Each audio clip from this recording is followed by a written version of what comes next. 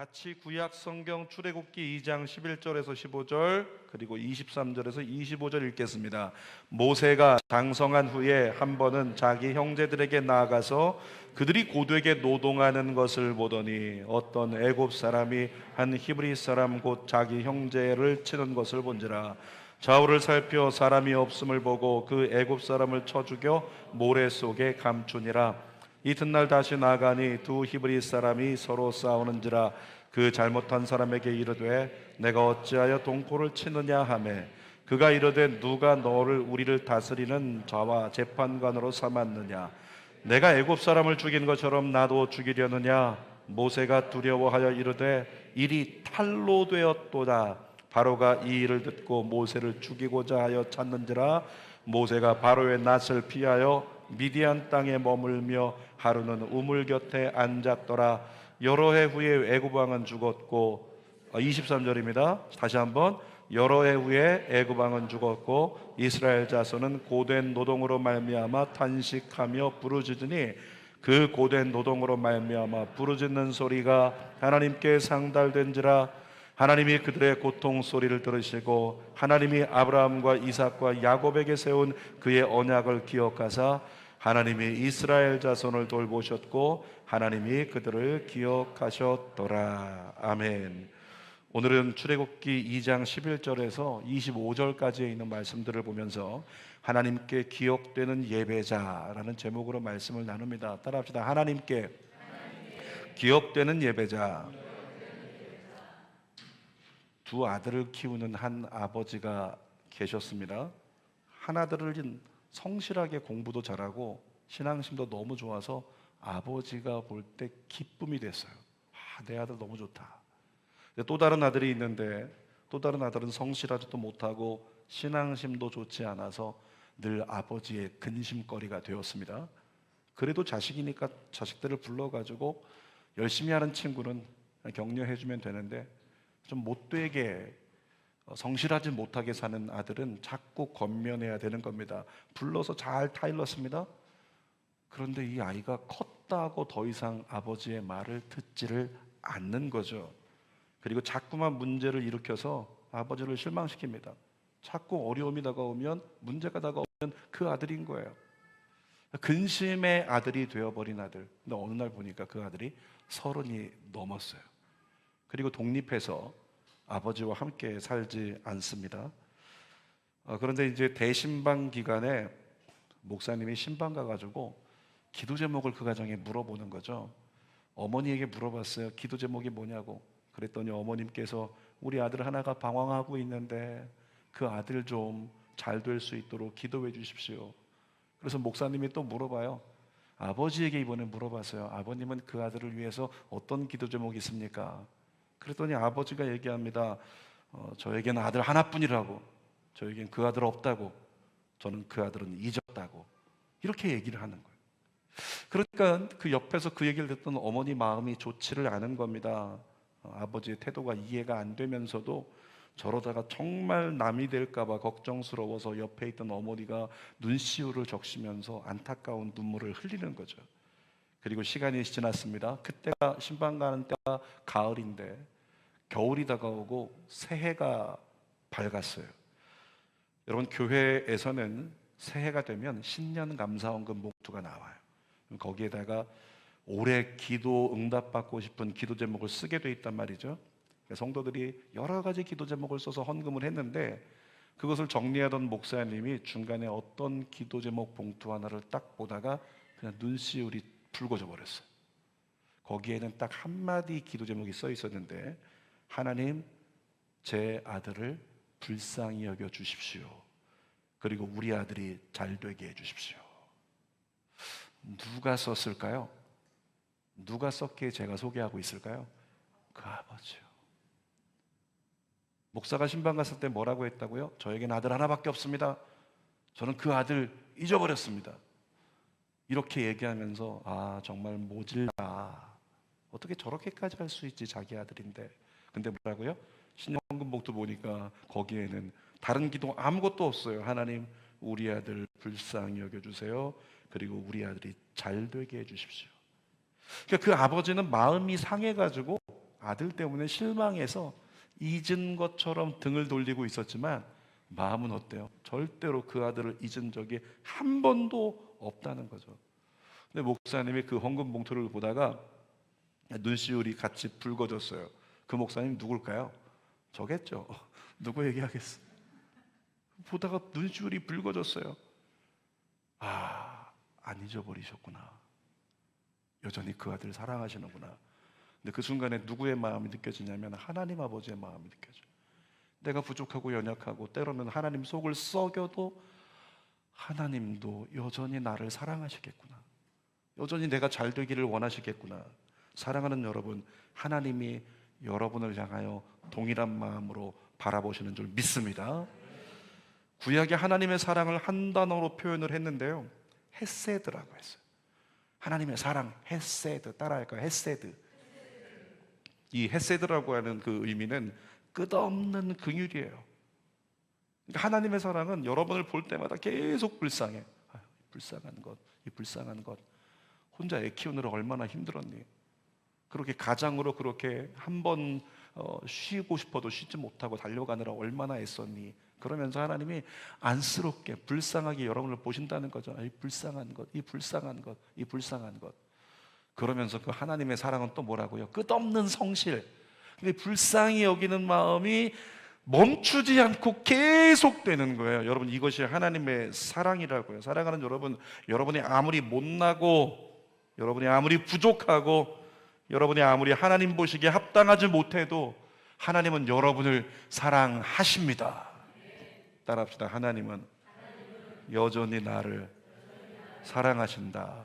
이렇게 따라해 볼까요? 자기 한 손을 들어서, 오른손을 들어서 자기 옆에 팔을 이렇게 쓰다듬어 주면서, 성현아, 여러분의 이름 시작. 성현아, 하나님이 너를 여전히 사랑하셔. 아멘. 하나님은 여러분이 잘 되기를 바라십니다. 여러분을 단 한 번도 잊은 적이 없으십니다. 그래서 여러분이 어디에서 어떤 모습으로 있을지라도 여러분에게서 눈을 떼지 않으시는 분이 우리 하나님이세요. 그래서 그 하나님의 마음을 담아서 만든 노래 찬양이 있는데, 우리 찬양 그 아버지의 마음을 한번 생각하면서, 와, 날 향해 그러시는구나. 지금 우리 가정의 형편을 보니까 하나님이 잊으신 거 아니야? 하나님 나 기억하지 못하시는 거 아니야? 내가 기도했던 거. 이런 사람 있잖아요. 하나님 뭐라고요? 잊은 적이 없어. 여전히 널 사랑하고 있어. 그것이 하나님의 마음인데, 그 마음 가지고 이 찬양 불러봅시다. 나 어디 거할지라도 주 날개 나를 지키네. 그 그늘 아래서 나 주님을 노래하네. 어쩌면 정말 나 혼자 있는 것처럼 외롭다고 느낄 때도 있겠지만, 주님 말씀하세요. 외롭고 험한 길에 내 믿음 연약해져도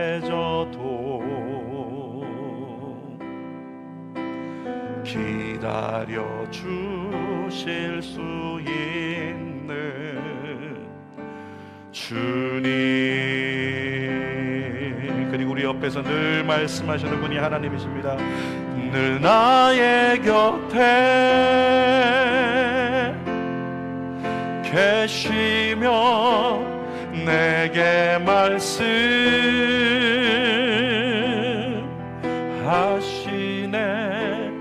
내가 너를 사랑한다. 너 두려워 말라. 그래서 우리가 믿음으로 고백하는 겁니다. 나 사랑하리. 당신을 신뢰하리. 그 마음 내가 살아 숨쉬는 동안 주님. 하나님은 언제나 여전히 여러분을 잊지 않고 돌보아 주십니다. 여러분, 그런데 그럼에도 불구하고 여전히 이런 마음이 있잖아요. 지난주에 욥의 고백에서도 나왔던 것처럼 하나님 어디 계십니까? 계시다고 했잖아요. 날 기억하신다고 했잖아요. 날 돌보신다고 했잖아요. 근데 어디 계시는 거예요? 왜 우리 집의 이 상황 왜 돌보지 않으십니까? 왜 건지지 않으십니까? 라고 하는 마음이 우리 가운데 있어서 답답한 분들이 있다는 거죠. 설교를 들었지만 여전히 하나님이 나를 잊은 것 같이 느껴지는 분들이 있더라는 겁니다. 하나님이 날 기억하신다고요? 도저히 믿을 수가 없습니다. 증거를 보여주세요. 증거로 확인하고 싶은 분들이 있다는 거죠. 여러분, 그런 분 계시면 전교인 수련회 가십시오. 증거를 확인하게 되리라. 설교 원고에 없던 내용인데 갑자기 튀어나왔네. 주님의 뜻인가 봐요.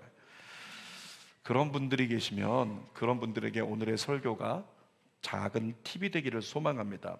하나님이 여러분을 기억하시고 여러분을 위해서 실제적인 구원을 행하시는 때가 언제인가, 오늘 본문을 통해서 세 가지를 주님이 말씀해 주세요. 첫 번째로 함께 따라합시다. 하나님을 향해 눈을 들 때, 하나님을 향해 눈을 들 때 하나님이 우리를 기억하시고 일어나신대요. 하나님을 향해 눈을 들 때요. 여러분, 우리가 고난 가운데 있을 때 우리가 할 수 있는 최선은 기도입니다. 근데 기도해야 됩니다라고 얘기하면 막연해요. 어떻게 기도해야 될지, 때로는 기도할 마음과 에너지가 없는데, 여러분 이렇게 말씀드릴게요. 그 기도의 시작, 첫 단추를 기억하시라고. 기도의 첫 단추 시작은 뭐냐면 하나님을 향해 눈을 드는 거예요. 예수님도 매일 사역을 감당하시기 위해서 매일매일 기도하기 위해 기도하는 시간을 빠뜨리지 않으셨습니다. 근데 예수님이 기도하시는 그림 보면 어떻죠? 보신 적 있죠? 정면으로 기도하시는 그림은 거의 없고 측면으로 기도하는 그림 있잖아요. 손을 모으죠. 그 다음에 어떻게 돼요? 고개를 들어요. 그리고 눈으로 하늘을 바라봐요. 그것이 예수님의 기도하는 사진이에요. 물론 우리를 위해서 그런 사진 보여주신 거지 예수님이 그렇게 기도하신지는 모르겠습니다. 중요한 건 뭐냐면 하나님을 향해서 눈을 들 때 우리의 기도가 시작된다는 거죠. 어떤 분이 그런 얘기합니다. 목사님, 저는요 길을 가다가 마음이 답답할 때가 있으면, 어떤 문제가 떠올라가지고 그것 때문에 마음이 힘들 때가 있으면 잠깐 차를 세우고 하늘을 쳐다봐요.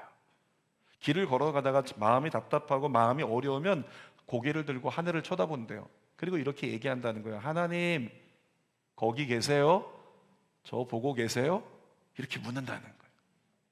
하나님 거기 계세요? 저 보고 계세요? 근데 여러분 답이 들리나요? 마음의 감동으로 들릴 때도 있겠죠. 그 대부분은 아무것도 안 들려요. 근데 그것을 습관적으로 하다 보니까 어느 순간에 마음이 편해졌대요. 이유가 뭘까요? 계속 하나님을 불렀기 때문에 그런 거예요. 그래서 기도의 시작은 만 가지를 구하면서 방언으로 기도하고 1시간 기도하고 이렇게 하는 게 아니고 먼저 하나님을 향해서 눈을 드는 것, 그게 기도의 시작이라는 거죠. 큰 문제를 만난 성도가 있으면 제가 늘 얘기합니다. 교회에 매일 와가지고 잠깐이라도 기도하고 집에 가라. 과거에 저희 성도들 중에서 정말 너무나 큰 재정적인 어려움을 겪은 가정이 있는데 제가 얘기했어요.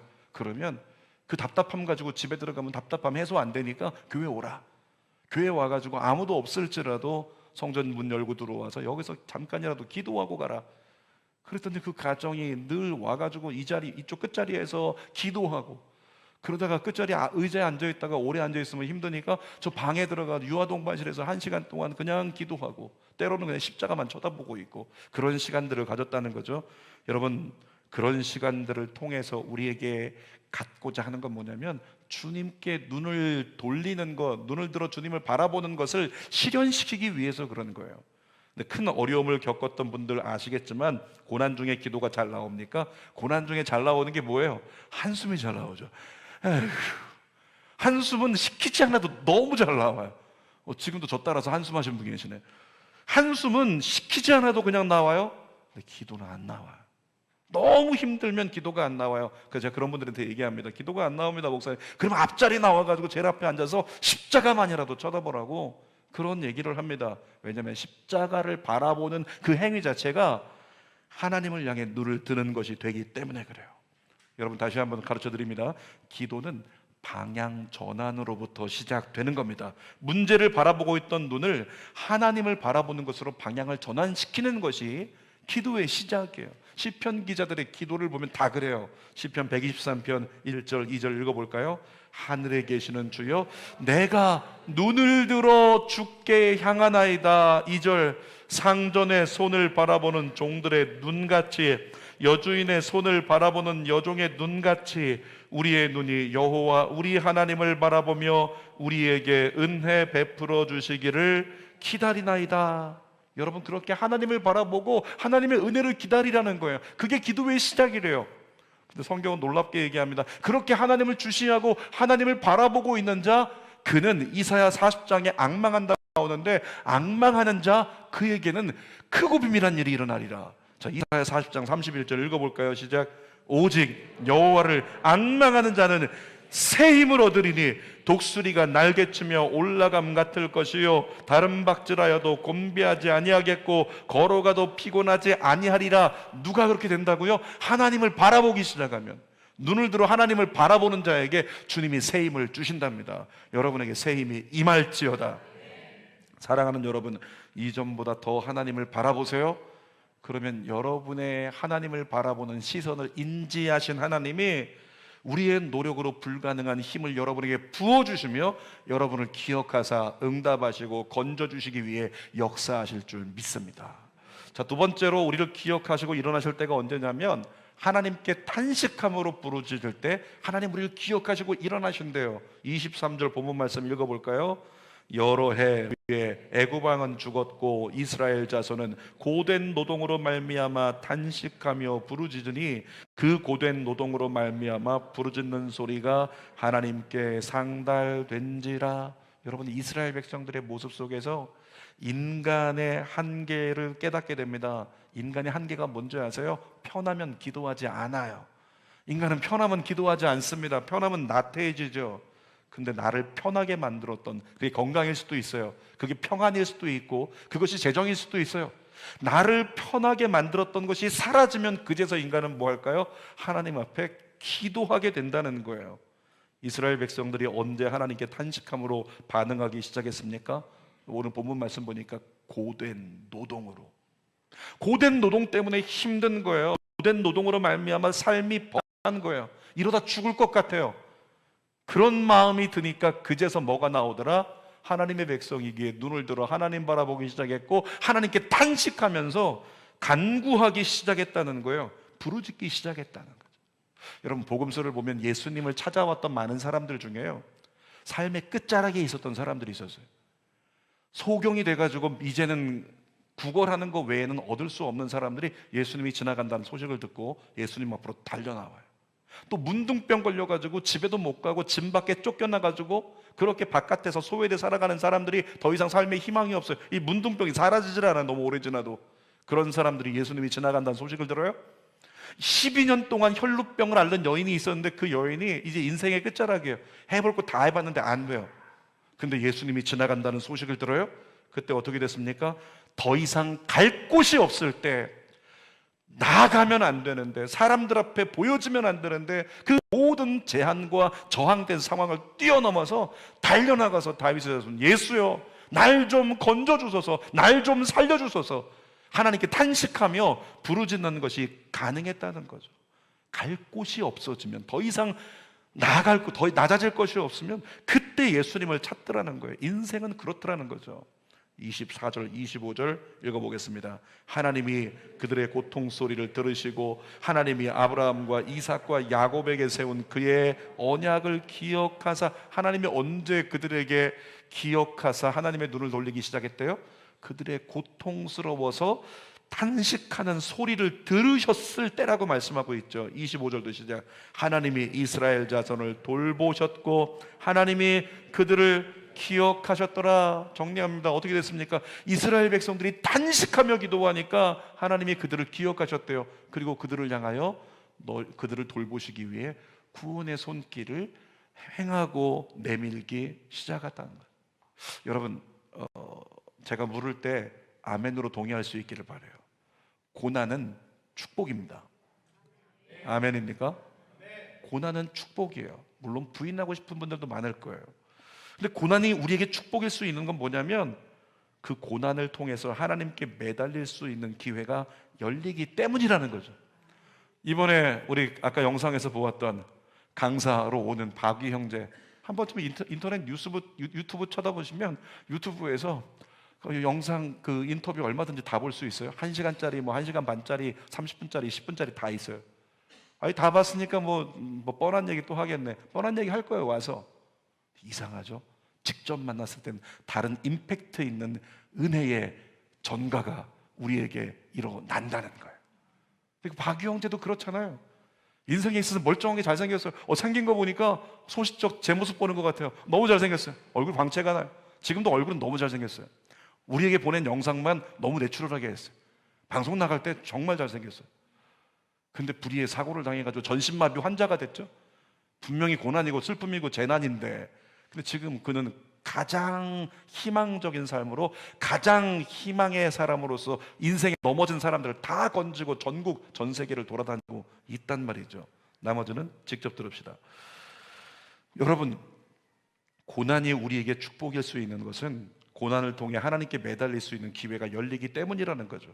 그리고 하나님께 매달려 기도하기 시작했더니 하나님이 그들을 기억하셨다고 말해요. 그들을 기억하셨다는 건 내가 널 구원할게, 그리고 마음에 작정하셨다는 겁니다. 시편 138편 3절 말씀 한번 읽어봅시다. 시작. 내가 간구하는 날에 주께서 응답하시고 내 영혼에 힘을 주어 나를 강하게 하셨나이다. 여러분, 영혼의 힘이 빠진 상태를 뭐라고 하는지 아세요? 멘탈이 나간 거예요.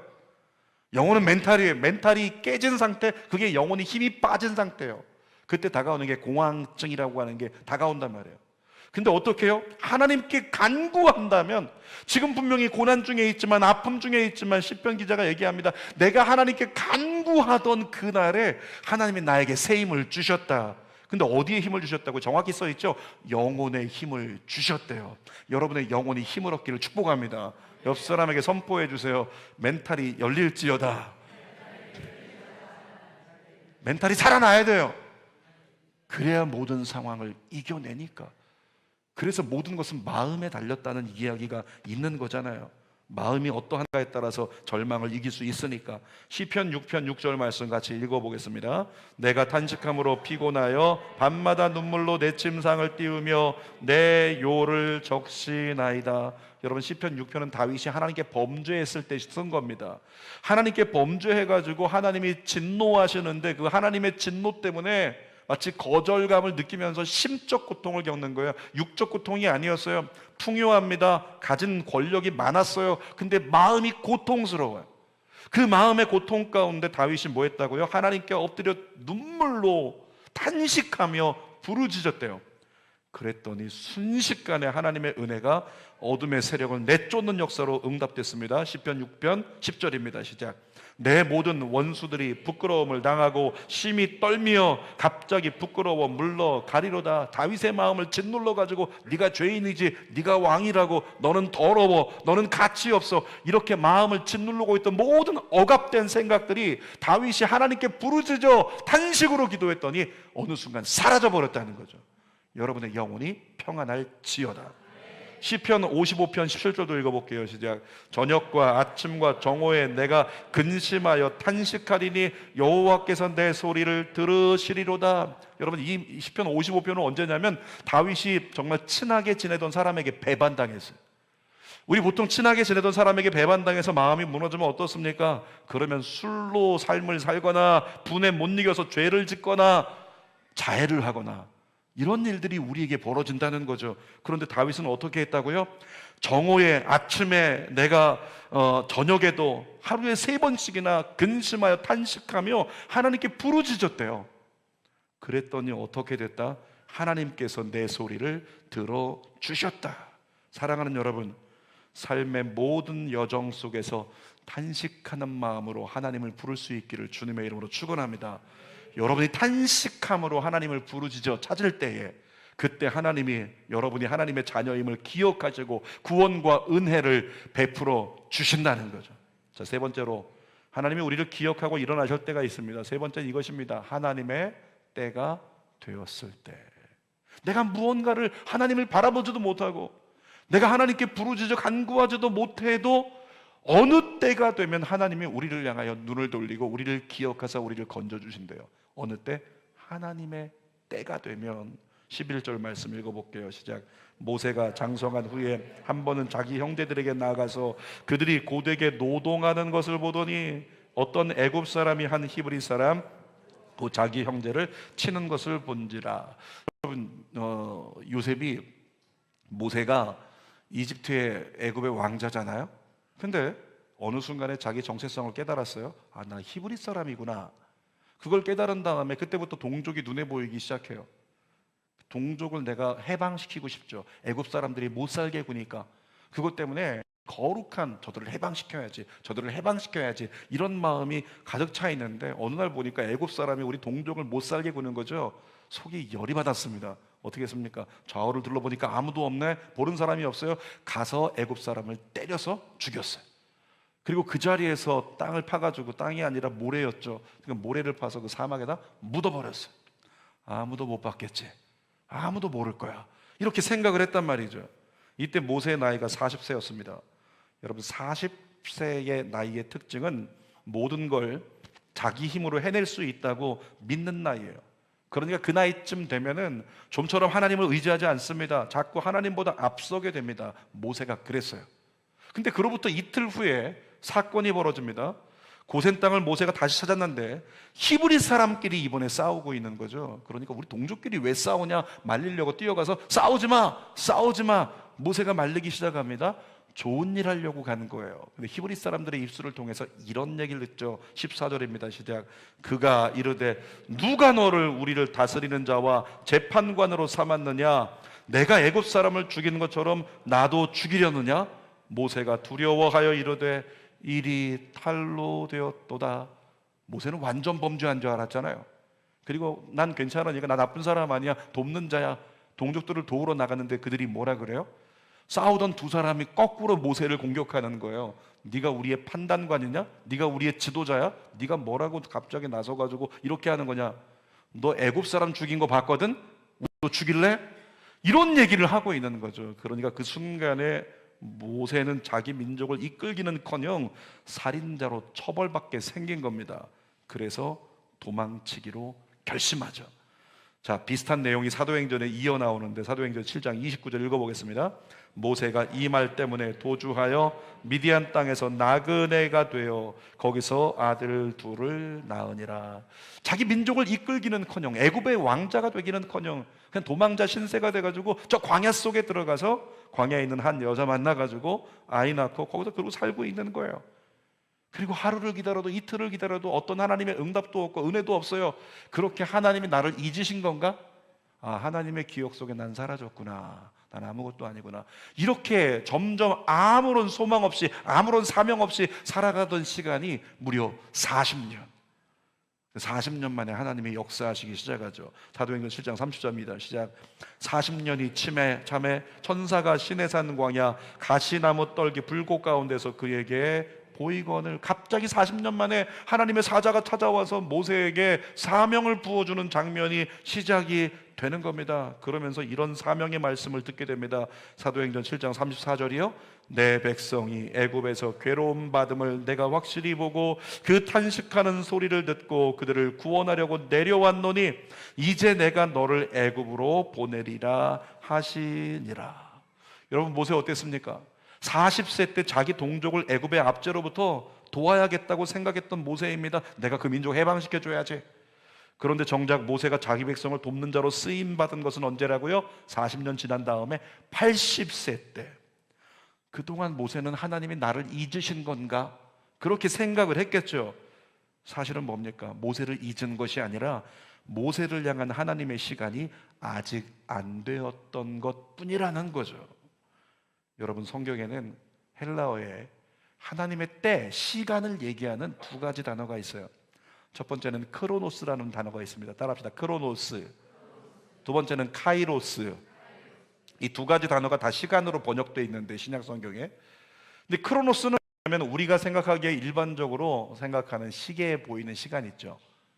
때로는 아니면 우리가 100일 기도한다고 100일 채워지면 그런 시간들, 크로노스. 카이로스는 뭐냐면 하나님의 주관적인 시간입니다. 하나님이 이때라고 말씀하시는 그때, 그것이 카이로스예요. 자, 전도서 3장 1절 한번 읽어볼게요. 시작. 범사에 기한이 있고 천하만사가 다 때가 있나니, 네가 원한다고 다 되지 않아. 하나님의 천하만사가 다 때가 돼야 잘 되기도 하고 때가 돼야 열리기도 하는 거야. 그때의 헬라어가 뭐라고요? 카이로스라고 번역이 된다는 거죠. 마가복음 13장 33절도 읽어보겠습니다. 주의하라, 깨어있으라, 그때가 언제인 줄 알지 못함이라. 예수님이 이 땅에 다시 오시는 때, 이 땅에 모든 종말이 오는 때, 그때가 언제인 줄 알지 못한대요. 그때가 뭐라고요? 카이로스예요. 우리가 생각하는 시간이 아니라 하나님이 결정하시는 주관적인 하나님의 때. 갈라디아서 6장 9절도 읽어볼게요. 시작. 우리가 선을 행하되 낙심하지 말지니 포기하지 아니하면 때가 이름에 거두리라. 네가 열심히 지금 헌신하고 있지만, 열심히 주님 바라보고 있지만 응답은 없지, 되는 것은 없고 결실과 열매가 없지. 그런데 어떻게 된다고요? 포기하지 않으면 하나님의 카이로스의 때에 이루게 되리라, 열리게 되리라 말씀하고 계신 거예요. 한 절 더 볼까요? 예레미야 33장 14절. 여호와의 말씀이니라. 보라, 내가 이스라엘 집과 유다 집에 대하여 일러준 선한 말을 성취할 날이 이르리라. 모든 예언이 성취될 때가 온다는 거예요. 그 날, 그게 뭐라고요? 카이로스라는 거. 카이로스, 하나님만이 허락하시는 하나님의 때. 여러분, 모세가 그랬습니다. 난 하나님이 날 잊으신 것 같아서 그냥 나는 더 이상 하나님을 꿈꾸지 않고 내 길 걸어가고 있었어요. 내 뜻만 살아가고 있었습니다. 그런데 하나님의 때가 되니까 하나님이 날 부르셔요. 날 찾아오시고 나를 세우셔서 하나님의 영광의 도구로 사용하신다는 거예요. 마찬가지입니다. 여러분의 가정에 오랫동안 응답되지 않은 기도가 응답으로 성취되는 그때, 언제라고요? 카이로스. 그때가 속히 임하기를 축복합니다. 주는교회 비전센터가 완공되고 입당 예배를 드리는 그 날, 그때도 속히 성취되기를 원합니다. 그때가 언제라고요? 카이로스요. 주님이 원하시는 그때가 되면 열리게 돼 있는 거예요. 그러니까 하나님의 때에 우리를 향한 주님의 계획이 열리기 시작하면, 내가 지금 악독한 사람으로 살다가도 주님의 때가 되면 완전히 한 번에 뒤집어지는 역사가 일어나요. 주인공이 누구예요? 사울이잖아요. 그렇게 극악무도하게 교회를 회파하던 사람이 하나님의 때가 되매 순식간에 눈이 멀어버려서 3일 동안 앞을 못 보다가 성령으로 오시는 예수의 영을 만나고 인생이 완전히 뒤집히죠. 사랑하는 여러분, 여러분의 가정에, 여러분의 자녀들의, 여러분의 모든 배우자들의, 여러분의 형제들에게 그때가 다가올 줄 믿습니다. 그때가 되면 자동적으로 하나님 우리에게 오셔서 우리를 붙잡아 주시고 우리를 사용하시는 귀한 은혜가 열린다는 거죠. 설교 결론입니다. 오늘 제목이 뭐였어요? 하나님께 기억되는 예배자. 첫 번째 뭐 하자고요? 눈을 들어 주님을 바라보자는 거예요. 두 번째로는 탄식함으로 부르짖어 기도하라는 겁니다. 세 번째는 이도저도 아니어도 주님의 때가 되면 우리를 향한 계획을 기억하시고 큰 구원을 여러분에게 베풀어 주실 것입니다. 그러므로 하나님 전에 머물러 신앙인으로서 끝까지 걸어가십시오. 그러면 주님의 놀라운 은혜의 때를, 그 날을 보게 될 줄 믿습니다.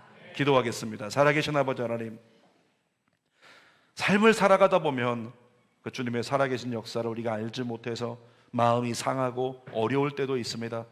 하나님, 그때 주님께 눈을 돌릴 수 있는, 눈을 들 수 있는 우리가 되게 도와주시고, 때로는 탄식하여 부르짖음으로 하나님께서 우리에게 눈을 돌려 우리를 기억하사 구원의 손길이 시작되는 은혜를 경험하게 하여 주시옵소서. 살아계신 아버지, 주님의 나를 향한 때가 언제인지 알지 못하나 주님 그때에 주님께 온전히 쓰임받을 수 있도록 기왕이면 성령 안에 우리를 준비시켜 주시옵소서. 예수님의 이름으로 기도하옵나이다. 아멘. 우리 말씀을 생각하면서, 그리고 우리를 향하여 그 아버지의 마음과 같이 여전히 널 잊지 않는다, 내가 널 절대 포기하지 않는다 말씀하시는 하나님 마음 생각하며 우리 찬양으로 기도하는 마음으로 함께 찬양하고 기도합시다. 마음이 상한 자를 고치시는 주님, 하늘의 아버지 날 주관하소서. 주의 길로 인도하사 자유케 하소서. 새 일을 행하사 품게 하소서. 성령으로 채우사 성령으로 채우사 주보게 하소서. 주의 임재 속에 은혜 알게 하소서. 주 뜻대로 살아가리 세상 끝날까지. 나를 믿으시고 새날 열어주소서.